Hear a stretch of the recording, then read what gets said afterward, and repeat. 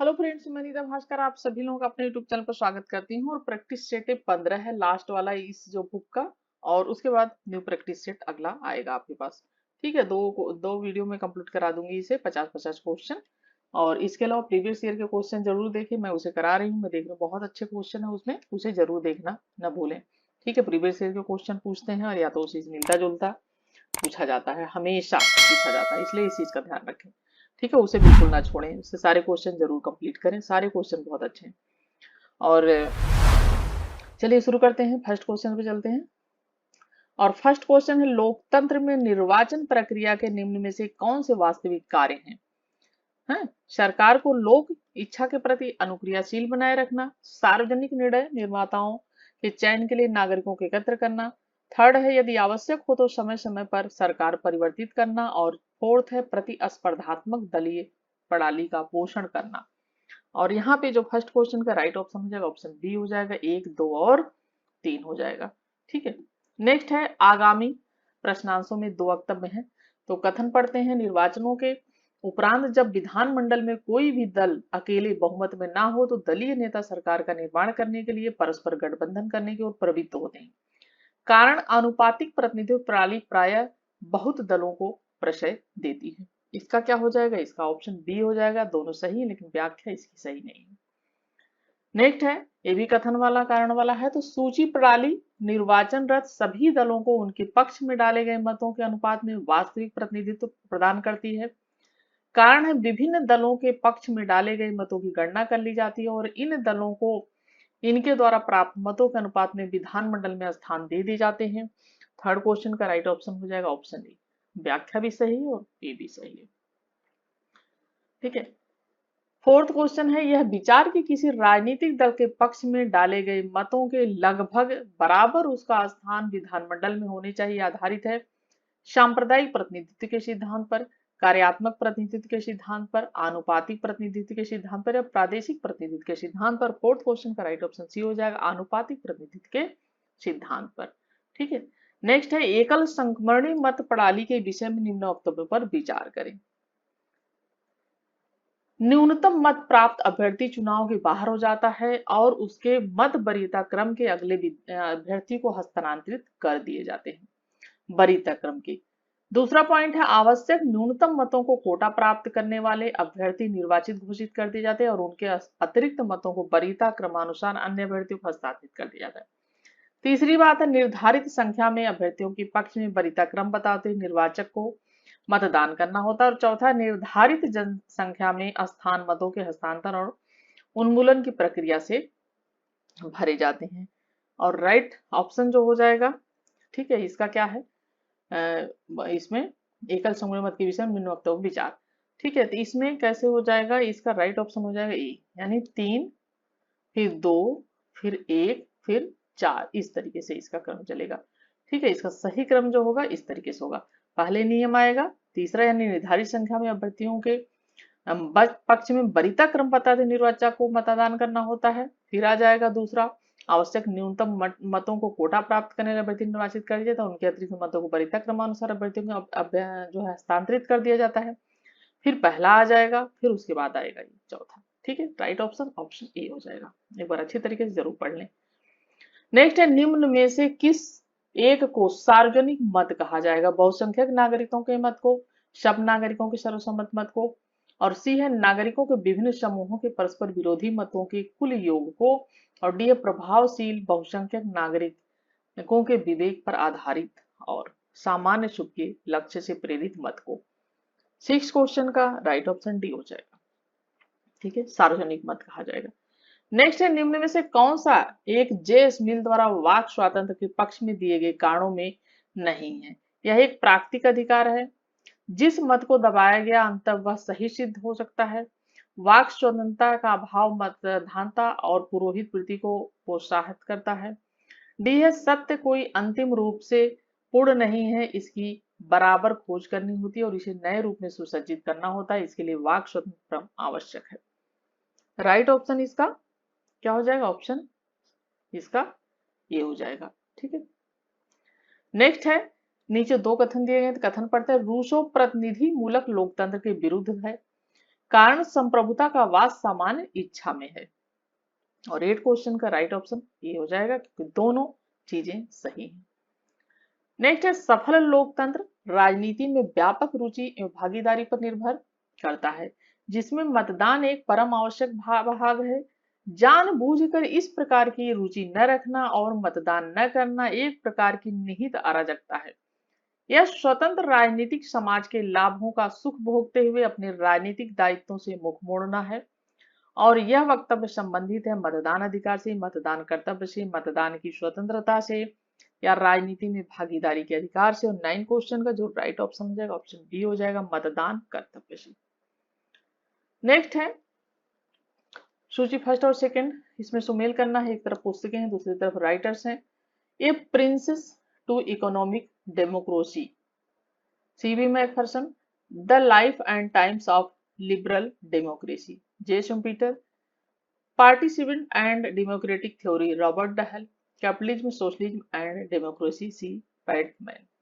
और 10 क्वेश्चन का जब हम मिलान करेंगे तो मिलान में ए का क्या हो जाएगा, ये है रॉबर्ट डहल की पुस्तक ए प्रिंसिप टू इकोनॉमिक डेमोक्रेसी। ठीक है, जो 5th वो पढ़ा रही हूँ मैं, उसमें है ये बुक ओवर है। ठीक है, उसमें एक बार इंग्लिश में भी मैंने उसमें सब लिखा हुआ है, तो जरूर देख लें। द लाइफ, ठीक है, और उसके बाद है the life and times of liberal democracy, एक इसकी है ये मैकफर्सन की है। ठीक है, उसके बाद है पार्टिसिपेंट एंड डेमोक्रेटिक थ्योरी, ये है सी पैटमैन की। और कैपिटलिज्म, सोशलिज्म एंड डेमोक्रेसी, ये है जे शुम्पीटर की। राइट ऑप्शन यहाँ पे सी हो जाएगा। नेक्स्ट है निम्न में से किसने दल की यह परिभाषा की थी। दल अपने संयुक्त प्रयासों से किन्हीं निश्चित सिद्धांतों के अनुरूप, जिनमें वो सब सहमत हो, राष्ट्रीय दल राष्ट्रीय हित की अभिवृद्धि करने के उद्देश्य से एकताबद्ध हुए व्यक्तियों का निकाय है। डुअर्जर, एल्डर स्वेल्ड, बर्ग, शातेरी। और 11 क्वेश्चन का राइट ऑप्शन सी हो जाएगा, एडमंड बर्ग। नेक्स्ट है निम्न विद्वानों में से किसका तर्क है कि निर्वाचन प्रणाली दलीय प्रणाली की प्रगति निर्धारित करती है। मिचेल्स, डुअर्जर, शुम्पीटर या Max Weber. Right option option B हो जाएगा, डुअर्जर। 13 क्वेश्चन है निम्न में से कौन सी एक दबाव समूहों की भूमिका नहीं है। पहला है अपनी हित वृद्धि के लिए चुनाव लड़ना। दूसरा है अपने पक्षधर अभ्यर्थियों को निर्वाचित होने में सहायता देना। तीसरा है अपने लक्ष्य को उन्नत बनाने में सहायता लेने के लिए विधायकों को संरक्षण देना। डी ऑप्शन है सार्वजनिक मत को प्रभावित करने और उसका समर्थन करने पाने का प्रयत्न करना। 13 क्वेश्चन का राइट ऑप्शन ये हो जाएगा, अपनी हित वृद्धि के लिए चुनाव लड़ना। ये दबाव समूह है, क्योंकि दबाव समूह कभी चुनाव नहीं लड़ते, पीछे से पार्टी का आदि का नेताओं का सहयोग करते हैं।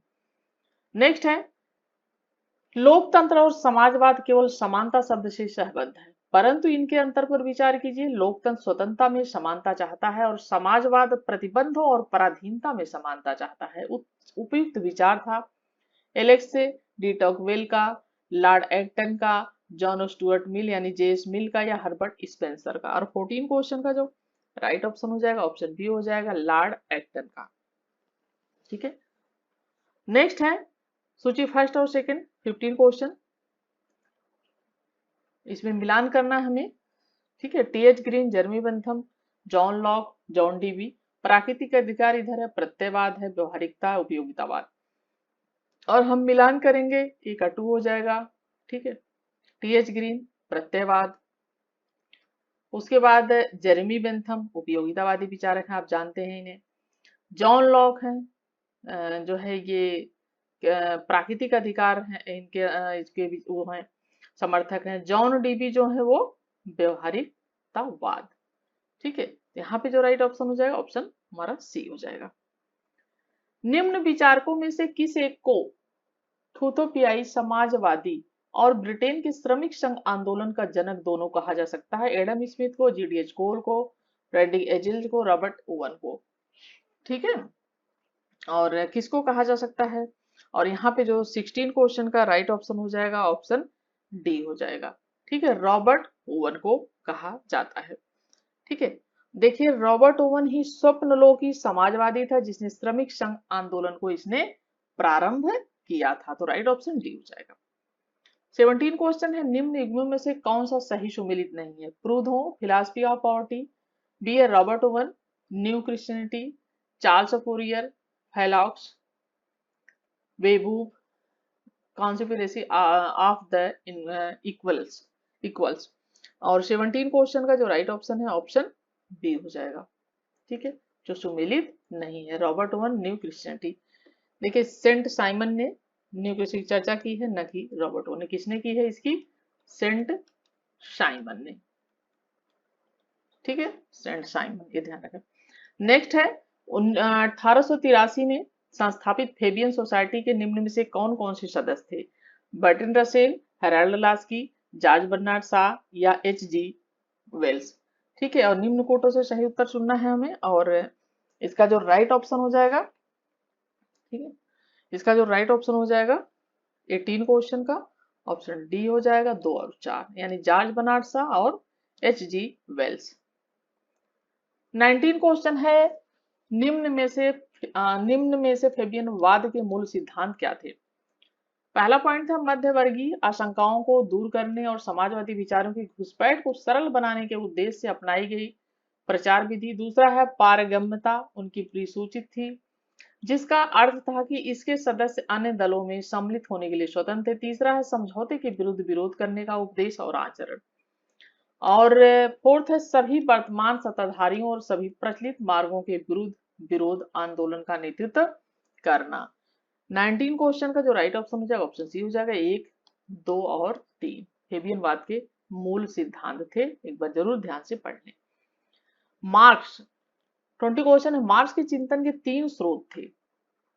ठीक है, 20 क्वेश्चन का जो राइट ऑप्शन हो जाएगा ऑप्शन सी हो जाएगा, जर्मन दर्शन, ब्रिटिश अर्थशास्त्र और फ्रांसीसी समाजवाद। कार्ल मार्क्स चिंतन के 3 स्रोत हैं। 21 क्वेश्चन है, ठीक है, भूमि, रोटी और शांति, चीनी क्रांति, स्वतंत्रता, समानता, बंधुता, फ्रांसीसी क्रांति, या किसमें किसका इस्तेमाल किया गया? और 21 का जब हम बात करेंगे 21 क्वेश्चन की, तो ए का क्या हो जाएगा? भूमि, रोटी और शांति। ठीक है, और इसमें राइट जो ऑप्शन हो जाएगा ऑप्शन हो जाएगा भूमि, रोटी और क्रांति अमेरिकी क्रांति से संबंधित है। स्वतंत्रता, समानता और बंधुत्व ये हो जाएगा फ्रांसीसी क्रांति से संबंधित है। और एक बार मैंने पढ़ाया भी था कि सबसे पहले स्वतंत्रता, समानता, बंधुत्व की बात यही की गई थी, जो है 1789 की क्रांति, फ्रांसीसी क्रांति में। और राष्ट्रवाद, लोकतंत्र, जीविका, ये कहाँ पे बात की गई थी? ये की गई थी चीनी क्रांति में। और प्रतिनिधित्व नहीं तो फिर कर नहीं, ये कहाँ की बात थी? ये थी अमेरिका की बात। ठीक, तो यहाँ पे जो राइट ऑप्शन हो जाएगा ऑप्शन डी हो जाएगा। ठीक है, नेक्स्ट है परिस्थितियों की परिवर्तनशीलता और पालन पोषण का सिद्धांत इस तथ्य की उपेक्षा कर देता है कि मनुष्य ही परिस्थितियों में परिवर्तन लाता है और शिक्षक को स्वयं भी शिक्षित होना होगा। यह मत व्यक्त किया था हॉब्स ने, प्योरबॉक ने, हीगल ने या कार्ल मार्क्स ने। और 22 का राइट ऑप्शन भी हो जाएगा प्योरबॉक ने। ठीक है, नेक्स्ट है द्विसंसद की संकल्पना निरूपित की थी? श्रेणी समाजवाद, मार्क्सवाद समाजवाद, श्रम संघी समाजवाद या राजकीय समाजवाद। 23 का जो राइट ऑप्शन हो जाएगा ऑप्शन ए हो जाएगा, श्रेणी समाजवाद ने। ठीक है, नेक्स्ट है इनमें निम्न में से लोकतांत्रिक समाजवाद के मूल सिद्धांत कौन से हैं? पहला पॉइंट है इसका लक्ष्य मुक्त के प्रतिस्पर्धा की बुराइयां जो कि सब पूंजीवादी समाज में तबाही उत्पन्न करती है उन्मूलन करना। दूसरा पॉइंट है निजी संपत्ति के विरुद्ध था, चाहे वह किसी भी रूप में हो। तीसरी बात थी इसकी आस्था शांति में, लोकतांत्रिक और संवैधानिक साधनों में। और चौथी बात थी यह प्रतिस्पर्धा मूलक दलीय प्रणाली के विरुद्ध था। और निम्नलिखित कोटि में सही उत्तर जो हो जाएगा 24 का राइट ऑप्शन हो जाएगा 1 और 3। ठीक है, यानी ए वाला हो जाएगा और ए वाला हो जाएगा। ठीक है, नेक्स्ट है केवल युद्ध सब मानवीय शक्तियों को सर्वोच्च तनाव के बिंदु तक पहुंचा देता है और उन लोगों पर सज्जनता की मुहर लगा देता है जिनमें इसका सामना करने का साहस हो। बी ऑप्शन है कि मनुष्यों की चेतना उनके अस्तित्व का निर्धारण नहीं करती, वरन इसके विपरीत उसका सामाजिक अस्तित्व उनकी चेतना निर्धारित करता है। और राइट ऑप्शन हो जाएगा ए में मार्क्सवाद और बी में फांसीवाद। ठीक है, ए में क्या हो जाएगा? मार्क्सवाद और बी में फांसीवाद। ठीक है, नेक्स्ट है यदि निम्न दशाएं विद्यमान हो जो राज्य की प्रकृति की सबसे उचित पहचान क्या होगी? फर्स्ट पॉइंट है नेतृत्व दावा कर रहा हो कि अभिव्यक्ति की स्वतंत्रता और आलोचनात्मक पूछताछ की अपेक्षा लोगों और समूहों को एकताबद्ध रखने के लिए मनोभावना और क्रिया की आवश्यकता है। दूसरा है समाज और राष्ट्र पर्यायवाची है। राज्य समाज का सार्वजनिक ढांचा है। राज्य निरपेक्ष रूप से संप्रभुता संपन्न, विधिक और नैतिक दोनों। राष्ट्रीय जीवन में नागरिकों की भागीदारी के लिए उत्तरदायित्व, अनुशासन और पदसोपान आवश्यक है। खुद नागरिकों की स्वतंत्रता अनन्य रूप से राज्य बल की इच्छा सीमा पर निर्भर करती है और नागरिकों का अधिकार का उचित राज्य इच्छा की अनुरूपता पर निर्भर है। ठीक है, और निम्नलिखित कूट से सही उत्तर का चयन कीजिए और राइट ऑप्शन जो इसका हो जाएगा ऑप्शन डी हो जाएगा। ठीक है, नेक्स्ट है निम्नलिखित युगों में से किस जिनमें पुस्तकों और उनके रचयिताओं के नाम दिए गए हैं कौन सा एक सही सुमेलित नहीं है? ठीक है, हिटलर, मीम काम्फ हो जाएगा ये, मीन काम्फ यानी मेरा, इसको मेरा संघर्ष। ठीक है, मीन काम्फ यहाँ पे ठीक से लिखा नहीं है। ठीक है, मेरा संघर्ष या मीन काम्फ। और जेएस मिल उपयोगितावाद, Laski A grammar of politics, Lenin communist manifesto. तो देखिए यहाँ पे 27 का डी सुमेलित नहीं है।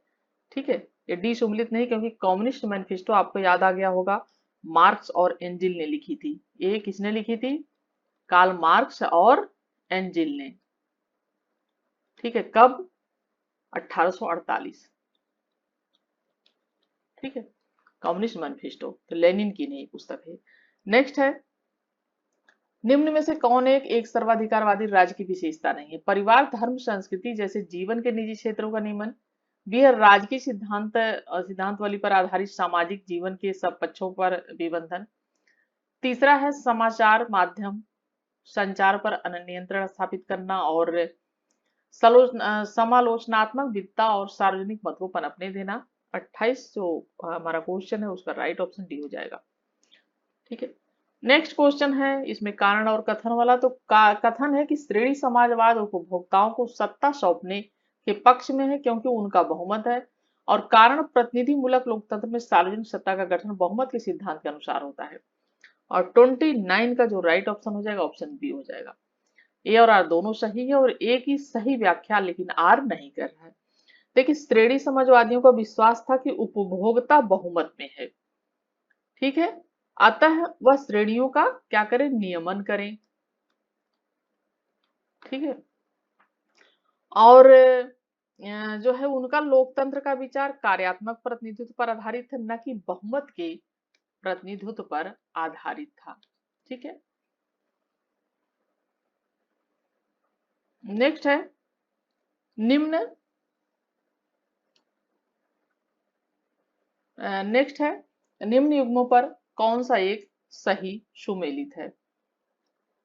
फेबियन समाजवाद, क्रांति, श्रम संघवाद, संसदीय लोकतंत्र, श्रेणी समाजवाद, कार्यात्मक प्रतिनिधित्व। डी है लोकतांत्रिक समाजवाद, सर्वहारा तानाशाही। 30 क्वेश्चन का राइट ऑप्शन सी हो जाएगा श्रेणी समाजवाद, कार्यात्मक प्रतिनिधित्व। ये सही सुमेलित है। ठीक है, नेक्स्ट है श्रेणी समाजवाद का उद्देश्य है व्यक्ति के लिए अधिकतम स्वतंत्रता, राज्य के लिए अधिकतम शक्ति, उद्योगों में अधिकतम लोकतंत्र, शासक दल के लिए अधिकतम शक्ति। और 31 का राइट ऑप्शन सी हो जाएगा उद्योगों में अधिकतम लोकतंत्र। देखिए श्रेणी समाजवाद को व्यवसायिक लोकतंत्र कहा जाता है। इसको क्या कहा जाता है? व्यवसायिक लोकतंत्र कहा जाता है। ठीक है, अर्थात उद्योग पर बौद्धिक तथा शारीरिक दोनों प्रकार के काम करने वालों का नियंत्रण होना चाहिए। और श्रेणीवादियों का कहना है कि लोकतंत्र को पहले अधिक क्षेत्र में आना चाहिए, बाद में राजनीतिक क्षेत्र में आना चाहिए। ठीक है, 32 क्वेश्चन है, इसे पूरा पढ़ना पड़ेगा। परंपरागत संस्थाओं, संज्ञाओं, निष्ठाओं के विघटन से भावी शक्तियां स्थितियां उत्पन्न होने की संभावना। यह संभव है कि कुछ लोग परंपरागत समूहों में अपनी पहचान का नवीनीकरण करें। इसके विपरीत अन्य लोग राजनीतिक विकास की प्रक्रियाओं से उत्पन्न नए समूह और चिन्हों का संग्रह करें। इसके अतिरिक्त राजनीतिक विकास की प्रवृत्ति वर्ग, जनजाति, क्षेत्र, कुल, भाषा, धर्म, व्यवसाय तथा अन्य विविधताओं की समूह चेतना का पोषण करने की होती है। और इसमें हम ऑप्शन देखेंगे राजनीतिक विकास एक रेखीय प्रक्रिया नहीं क्योंकि समृद्धि इसमें हाथ दोनों है संबंधित। परंपरागत समाज राजनीतिक विकास के सकारात्मक पक्षों का प्रतिरोध करने में सफल होते हैं। सी है परंपरागत समाजों के लिए चिरकालिक निष्ठानों से मुक्त हो पाना संभव असंभव है। और डी है परंपरागत निष्ठाओं को भरण पोषण राजनीतिक विकास में सहायक है। और 32 क्वेश्चन का जो राइट ऑप्शन हो जाएगा ऑप्शन ए हो जाएगा कि राजनीतिक विकास एक रेखीय प्रक्रिया नहीं, क्योंकि समृद्धि और ह्रास दोनों ही इससे संबंधित होती है, ह्रास भी और समृद्धि भी। नेक्स्ट है विकास उपागम के लिए निम्न संकेतकों पर 1990 के दशक में विश्व बैंक के विवरण पत्रों पर बल दिया गया था। उपादान प्रतिस्पर्धा में विद्यमान संरचनात्मक परिवर्तन, सुशासन, खुली व्यवस्था। और ऑप्शन देखेंगे हम तो हो जाएगा 2, 3 और 4, यानी राइट ऑप्शन इसका सी हो जाएगा। नेक्स्ट है कथन और कारण। विकास का कोई वस्तुनिष्ठ सिद्धांत असंभव है। कारण है विकास का कोई मूल्य निरपेक्ष सिद्धांत भ्रामक परिकल्पना है। और 34 का जो राइट ऑप्शन हो जाएगा ऑप्शन बी हो जाएगा। दोनों सही लेकिन व्याख्या सही नहीं है। देखिए दोनों ही कथन आवश्यक रूप से एक ही, अतः आर ए का सही व्याख्या नहीं हो सकती है। नेक्स्ट है मार्क्सवादियों के अनुसार निम्न में से कौन विकास में कौन अवरोधक है। लाभ प्रत्यावर्तन, ऋण का फंदा, भूमि और पूंजी का कुछ हाथों में संकेंद्रण, प्रौद्योगिकी का अभाव। और 35 क्वेश्चन है और उसका राइट ऑप्शन हो जाएगा ऑप्शन बी 1, 3 और लाभ प्रत्यावर्तन, भूमि पूंजी का कुछ हाथों में संकेंद्रण और प्रौद्योगिकी का अभाव। 36 है केंद्र परिधि की अवधारणा का प्रतिपादन किया था। रॉबर्ट नॉजिक, माओ से तुंग ने, आंद्रे गुंडर फ्रैंक ने या सैमुअल हंटिंगटन ने। और राइट ऑप्शन हो जाएगा सैमुअल हंटिंगटन। नेक्स्ट है दुस्संशोध्य। संविधान वह है जो जिसका संशोधन नहीं हो सकता और जिसे केवल एक नवीन संविधान निर्मात्री सभा संशोधित करती है, जिसे केवल उपस्थित मतदाता सदस्यों 2/3 बहुमत से संशोधित किया जाता है, जिसे संविधान द्वारा निर्धारित साधारण विधि प्रक्रिया के अतिरिक्त किसी अन्य प्रक्रिया से संशोधित किया जाता है। 37 का जो राइट ऑप्शन हो जाएगा ऑप्शन डी हो जाएगा। जिसे संविधान द्वारा निर्धारित साधारण विधि निर्माण प्रक्रिया के अतिरिक्त अन्य किसी प्रक्रिया द्वारा संशोधित किया जा सकता है। तो संसदीय शासन प्रणाली में मंत्री परिषद इसमें जिसे विधि निर्माण का सामान्य प्रक्रिया के अलावा किसी विशेष प्रक्रिया को संशोधित किया जाता है, कठोर या दुस्संशोधित संविधान उसे कहा जाता है। ठीक है, ये कठोर भी कह सकते हैं आप, दुस्संशोधन। नेक्स्ट है असंसदीय शासन प्रणाली के अंतर्गत मंत्री परिषद सामूहिक रूप से उत्तरदायी होते हैं। राजाध्यक्ष के प्रति, उच्च सदन के सभापति, निम्न सदन के अध्यक्ष के प्रति, संसद के लोकप्रिय सदन के प्रति, प्रधानमंत्री के पद। तो राइट ऑप्शन जो हो जाएगा वो हो जाएगा ऑप्शन सी, संसद के लोकप्रिय सदन के प्रति। ठीक है, और संसदीय शासन प्रणाली में मंत्री परिषद लोकसभा के प्रति सामूहिक रूप से उत्तरदायी होते हैं। ठीक है, लोकसभा के प्रति। और नेक्स्ट है निर्वाचन तंत्र में अनुपातिक प्रतिनिधित्व सुनिश्चित करता है। बहुमत शासन, शासन स्वास्थायित्व, सामान्य राजनीतिक चिंतन, अल्पसंख्यक प्रतिनिधित्व। 39 का जो राइट ऑप्शन हो जाएगा ऑप्शन डी हो जाएगा, अल्पसंख्यक प्रतिनिधित्व। ठीक है, अनुपातिक प्रतिनिधित्व सुनिश्चित करता है कौन, ये ध्यान रखिएगा, अल्पसंख्यक। अल्पसंख्यकों के प्रतिनिधित्व के लिए अनुपातिक प्रतिनिधित्व प्रणाली का उपयोग किया जाता है। पहले भी मैं बता चुकी हूँ, तो थोड़ा सा जोड़ के अगर आप पढ़ेंगे तो आपको याद रहेगा। जहां अनुपातिक है वहां अल्पसंख्यक जोड़ दीजिए। विश्व में सर्वाधिक शक्तिशाली विधानमंडल है। भारतीय संसद, यूएस कांग्रेस, स्विस विधानमंडल, ब्रिटिश संसद। अब 40 क्वेश्चन का जो राइट ऑप्शन हो जाएगा ऑप्शन डी हो जाएगा, ब्रिटिश संसद। ठीक है, 41 है निम्न में से कौन एक संसदीय प्रणाली का आवश्यक गुण नहीं। विधायिका कार्यपालिका सम्मिश्रण, नाम मात्र का राज्याध्यक्ष, सामूहिक उत्तरदायित्व, निश्चित कार्यकाल। 41 का राइट ऑप्शन डी हो जाएगा, निश्चित कार्यकाल। संसदीय प्रणाली का आवश्यक गुण नहीं होता है, अर्धचित प्रणाली का गुण होता है। संयुक्त राज्य अमेरिका में अवशिष्ट या अनारक्षित शक्तियां संघीय सरकार को दे दी गई हैं, राज्यों को दे दी गई हैं, ठीक से सुनिश्चित नहीं है, स्थानीय सरकार को दी गई है। 42 का जो राइट ऑप्शन है ऑप्शन बी, राज्यों को दे दी गई है। तो अमेरिका में अवशिष्ट शक्तियां राज्यों को दी गई हैं और भारत में किसको दे गई हैं, भारत में केंद्र को दी गई हैं। ठीक है, अवशिष्ट शक्तियां किसके पास है, केंद्र के पास। नेक्स्ट है निम्न में से किस एक शासन प्रणाली में द्वितीय सदन विधायिका का अपरिहार्य। एकात्मक शासन, संघात्मक शासन, संसदीय शासन, अध्यक्षात्मक शासन। 43 का राइट ऑप्शन क्या हो जाएगा, ऑप्शन बी हो जाएगा, संघात्मक शासन। निम्न में से कौन एक स्थानीय सरकार के कार्यों में नहीं आता। लोक स्वास्थ्य, सफाई, सार्वजनिक उपयोग की सेवाएं, सार्वजनिक व्यवस्था बनाए रखना। तो 44 का जो राइट ऑप्शन है सार्वजनिक व्यवस्था बनाए ये नहीं आता। ठीक है, स्थानीय सरकारों के अंतर्गत। नेक्स्ट है एक तरफ शासन प्रणाली, एक तरफ आवश्यक गुण, तो हमें मिलान कर कैबिनेट शासन पर शक्ति पृथक्करण, आध्यात्मिक शासन, सामूहिक उत्तरदायित्व, संस्थात्मक शासन प्रणाली, शक्तियों का केंद्रीकरण, एकात्मक शासन, शक्ति विभाजन, प्रशासकीय विधि। और 45 का हम जब मिलान करेंगे तो ए का सेकेंड हो जाएगा, बी का क्या हो जाएगा, जो है ये 45 क्वेश्चन है, बी का फर्स्ट हो जाएगा यानी आध्यात्मिक शक्ति पृथक्करण, और सी का क्या हो जाएगा, सी का फोर्थ हो जाएगा शक्ति विभाजन, संघात्मक शासन प्रणाली, शक्तियों का बंटवारा, यानी एकात्मक में क्या हो जाएगा, एकात्मक में हो जाएगा शक्तियों का संकेंद्रण। ठीक है, इस तरीके से मिलन हो जाएगा और राइट ऑप्शन यहाँ पे बी हो जाएगा।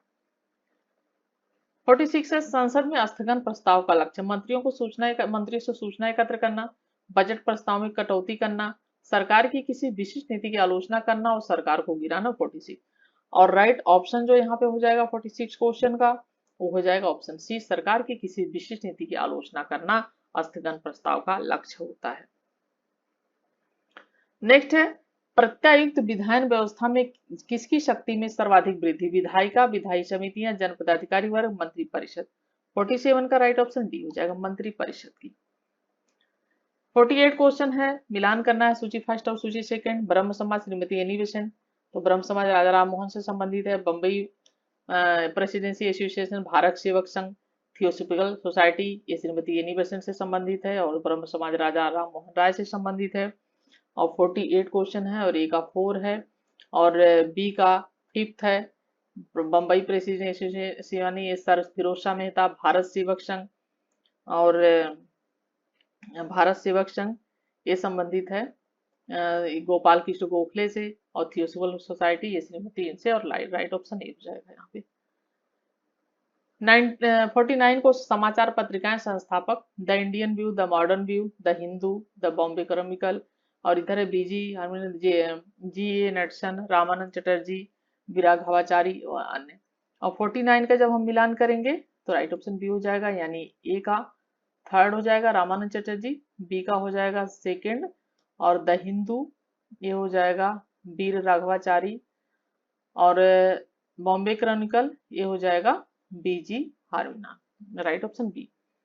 50 क्वेश्चन करेंगे और लास्ट क्वेश्चन है 50 क्वेश्चन, फिर अगले वीडियो में कराऊंगी।